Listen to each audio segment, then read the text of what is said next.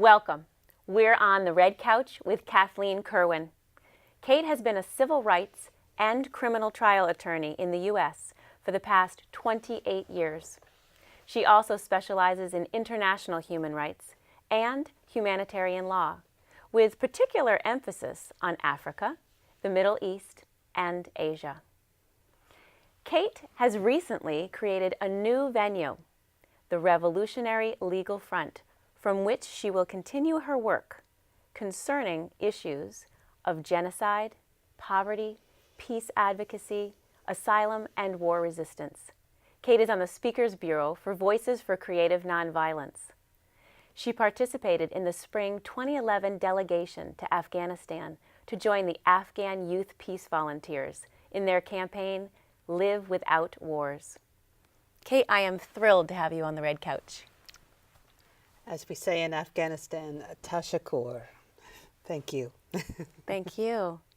You have such a distinguished career, Kate, and you've been involved in so many high-profile cases. How did you decide to become a lawyer and also to become involved in human rights issues? Those are all good questions, and there's not always the same answer. But from when I was small, say third grade or so, when our teacher told us we could write a report about anything we wanted, as opposed to them assigning us a topic. For reasons actually which I can't explain, I chose to write and research about the UN Security Council. Wow, there's an unusual subject for a third grader. Yes. Where it came from, I have to say I'm not exactly sure, but that was my topic of choice, and it's been the topic of choice ever since, basically, and all that's collateral to it. Yeah. And you grew up in Rhode Island. Yes. And I remember hearing a story about a church that was nearby you. Yes. There's actually two stories from my youth, I guess, besides the UN Security Council at that age 8. More so from when I was basically born into a family of nurses. And my mother, and at the time, something that was rare, which was a male nurse, my father, and my grandmother. We're all nurses. And we owned a nursing home in the true sense of the word, a beautiful, Victorian home where the patients were taken care of with the ultimate of care and love. So I was born into that. And meaning you stayed there? You hung out there as a little girl? I was there as much as I could ever be there. Yeah, during my busy career from birth to 5, I was there all the time. And that was my job. Yeah. I took care of the patient, or, in my mind, I was taking care of the patients. I was feeding them. I was helping my parents with medical procedures, And it was my career. And it was my passion. And at 5 years old, my grandparents decided to retire. And I can remember the day, truly like it was today. We were in the dining room of the nursing home. And my mother told me, I can see me and her standing there. My mother told me, Nana and Gramps are going to retire and we're going to sell the nursing home. And it was as if I got cut off at the knees. My career of helping people was over, was decimated by this news. And since then, I mean, this is not all conscious thought, but since then, having put all the pieces together over the years, it was so devastating to me that my work had just started, that it just transgressed the years, that it was a hole I could never fill, basically, and still can't, as far as I have to help. I have to make you better. I have to make you feel more comfortable. I have to feed you. All the things I did from birth to 5 years old, that I was doing with the patients. Basically, then I took on the world, basically. Literally. Yes, literally and figuratively, to do the same thing for the world and the people in it. And it was a drive, for lack of a better word, that is with me today, and I would have to imagine, always. Yeah. So to my parents, my grandmother, the ultimate caretakers, who were and to me still are, angels on the earth. I can only aspire to continue their work. And so you grew up in Newport, Rhode Island. Yes. And there was a little church, and I remember you telling me, or when we had a conversation earlier about a sign on the door. Yes, when I was a little older than 5, actually, I went to a church in my neighborhood one day, and I was probably also around 8, around my my United Nations literature period, and I was by myself for some reason. None of my family was with me or anything. I was by myself, and there was a sign on the door of the church with a message to all the church goers saying that a young man from the church, from the neighborhood, had been killed in Vietnam. He was the first, basically, local boy to be killed. And it kicked me in the stomach like I couldn't believe.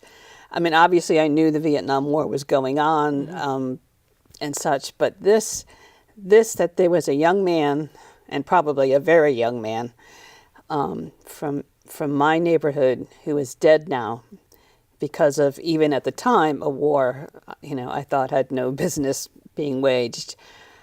Again, it was one of those, life-altering moments of, this can't be. I cannot allow this to be.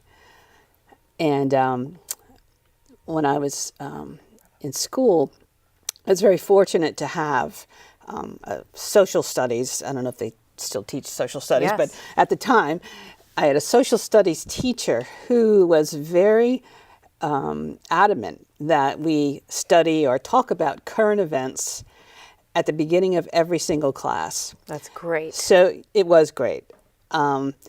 So whether it was under duress or voluntary, the night before the class, you were, rolling through the newspaper trying to find a current event to talk about in current events the next day, basically. So so I started reading, the newspaper, not just for, news, local news, but I was looking for international news, mostly in my situation, about the war, Vietnam War, how many soldiers had been killed. I even noticed at the time there was never a mention of how many, Vietnamese were killed, north or south. It was always how many U.S. soldiers were killed. That was always the first topic of the day when the teacher would call on whomever. So I got into that groove early, probably earlier than most, I guess, about having that be forefront in my mind and my heart. Yeah. And at some point, there became a combination of taking care of whomever, everybody basically, and how that attaches to the horrors, of war. And then it's sort of stuck together ever since. Tell me about you were involved with one of the very first AIDS discrimination cases, the Ray's brothers. Yes, I was. Refresh us on that one.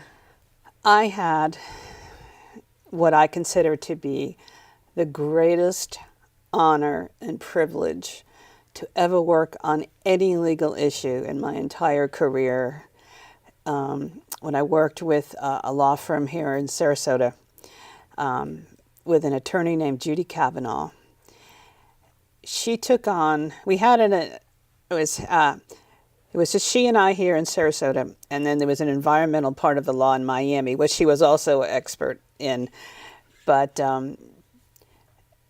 it seemed that every horror case that of civil rights, police brutality, ran the gamut, found their way to her. She took them in, for free, of course, and the Ray boys, the Ray family, was one of them. It was three. They were, one of them still alive. Two have since passed away. They are three of the tens of thousands, if not hundreds of thousands, if not millions worldwide, who contracted HIV/AIDS through their hemophilia blood product when they were children.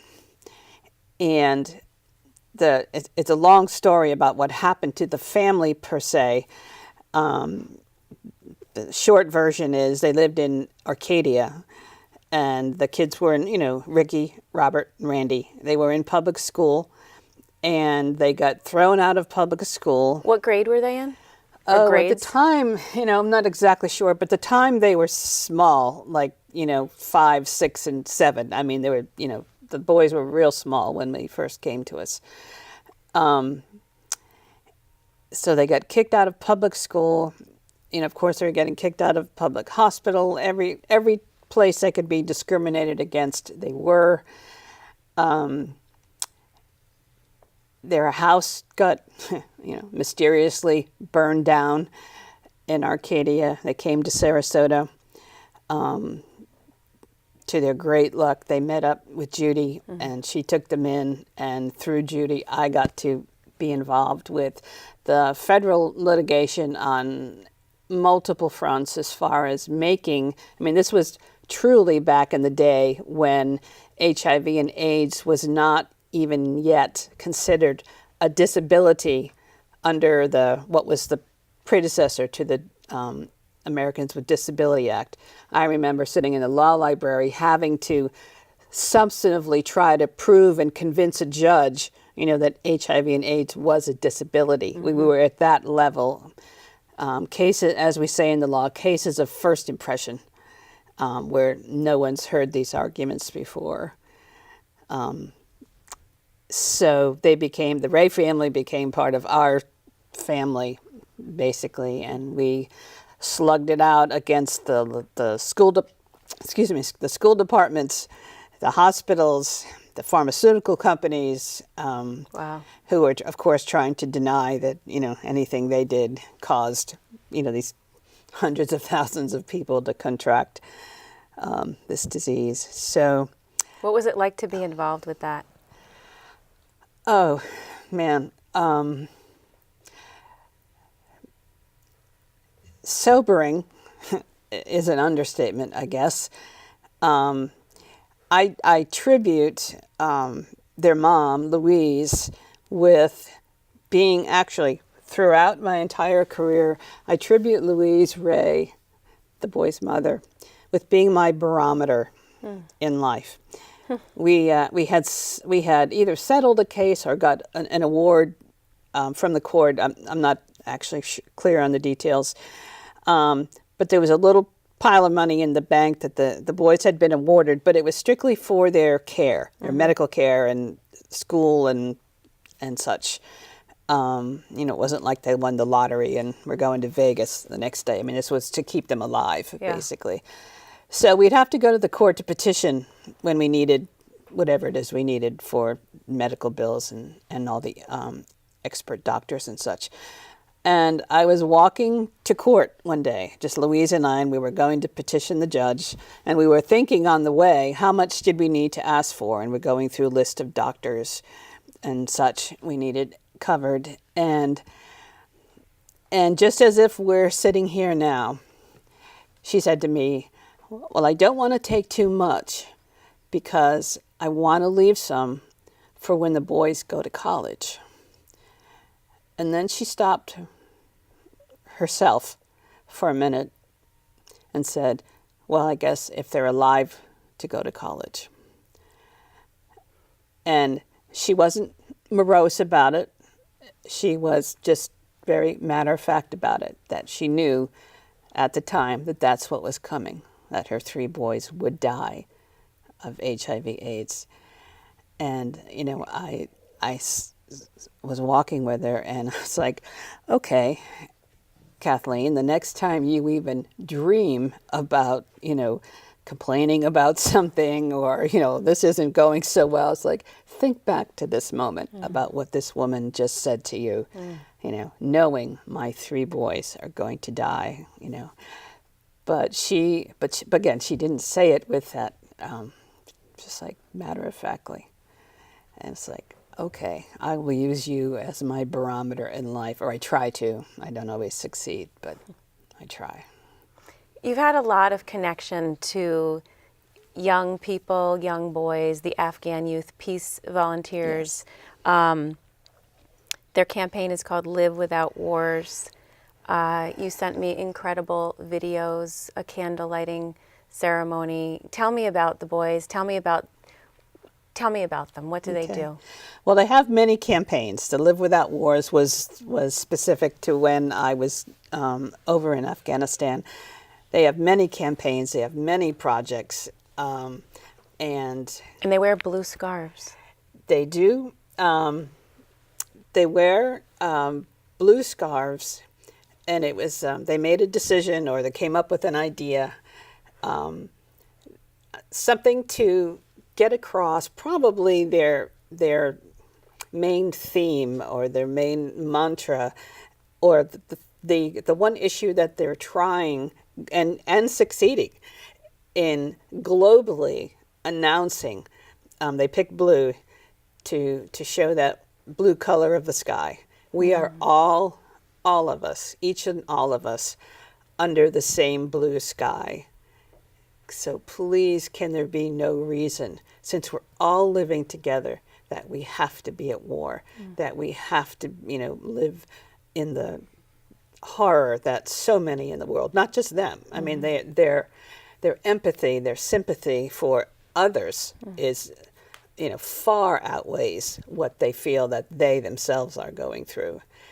So in some of the videos, you'll see them wearing their blue scarves, and it's a sign and a symbol to just for the moment, remember that we are all, each and all of us, you know, in the same situation, under the blue sky, and can we please start acting accordingly?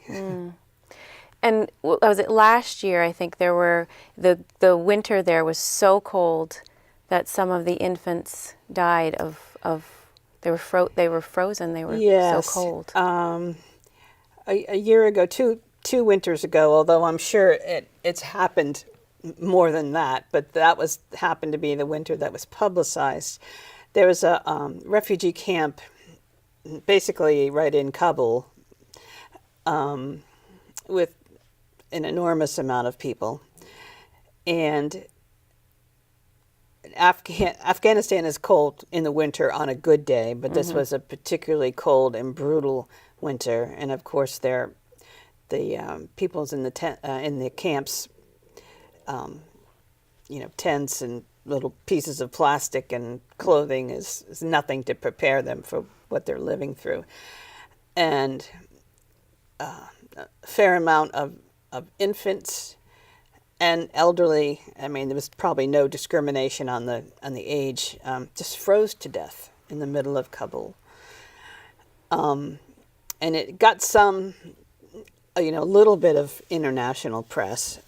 Probably not mainstream media, but did get some press. And the Afghan youth and some of the international expats who work with them, just dear women who were with them at the time, came up with a project, and it's called the Duvet Project. And a duvet is like a quilt of sorts. And so there was some fundraising and some logistics put all together, And the volunteers put this program together, which accomplishes any number of critical things in Afghanistan.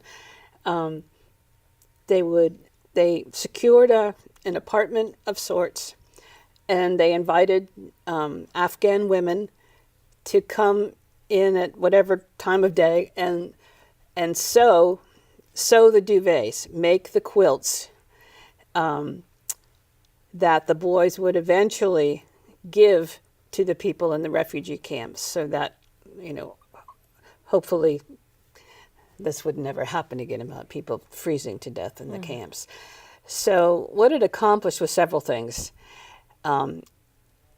It gave people who were contributing, it took about $20 US to make one, by the time push came to shove, to make one duvet,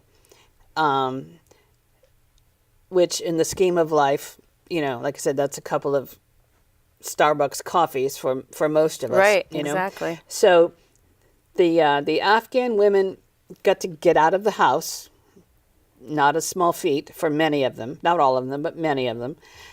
They would earn a little tiny bit of money for doing the work, but enough to feed, well, probably not enough, but something toward going to feed their own families.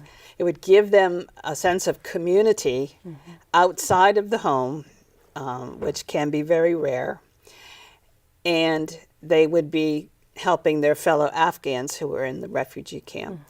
And then the Afghan volunteers, when the duvets were finished, would put them on a big truck and deliver them, of course, as gifts for free to the refugee camps, so that they wouldn't freeze to death, or use them for however they needed to use them the following winter.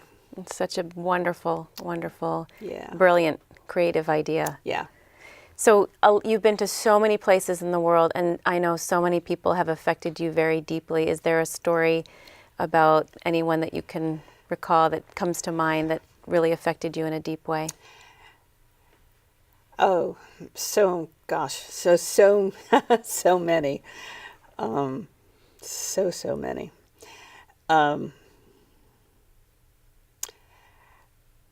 couple come to mind. I mean, a lot come to mind, but I was in Beirut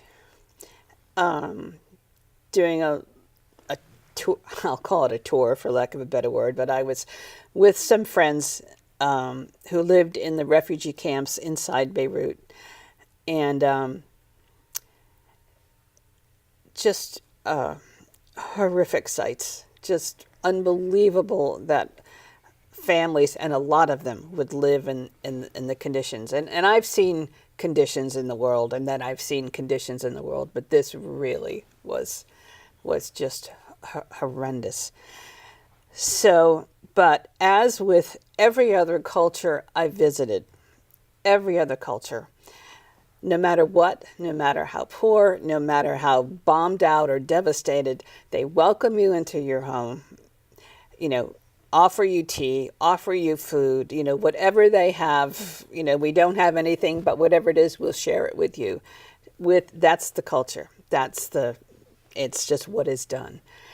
And I was with a whole family of Palestinians in the refugee camp in Beirut, and someone was explaining, she didn't speak English, and why should she? And my Arabic wasn't up to snuff. So her granddaughter, who was giving me the tour, explained to her she's a lawyer in the United States, and she's, what she exactly said, I'm not exactly sure, but just the fact that I was there, just that I showed up, was, all I needed to do.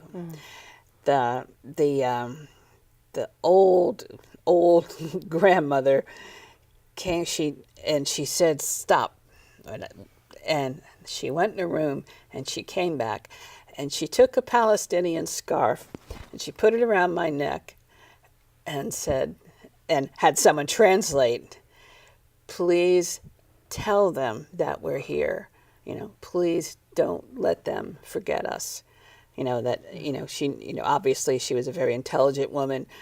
And she, even though she probably didn't speak but once a year, this was her message to me. Wow. There's been so many messages like that from so many people around the world that just, tear your heart out, because yes, I can tell, and I do tell a lot of people, don't forget her, and let's act accordingly. And there are so many stories to be told. You have a tremendous amount of courage, and we have so much more to talk about, which we will in part 2, but I would love to close with a little taste of your definition of courage. My definition of courage is quite simple. If you're doing something because you're not afraid, I don't constitute that as courage. I'm a person of many fears. I oddly enough don't usually fear the right thing. I have this whole list of other fears that are probably way insane. The things I should fear, but fear to me is courage. You mean courage? Yeah. Courage is? Courage to me is fear plus action. When you have the fear and you still take the action, that to me is courage. Thank you, Kate. I'm looking forward to part 2. As am I.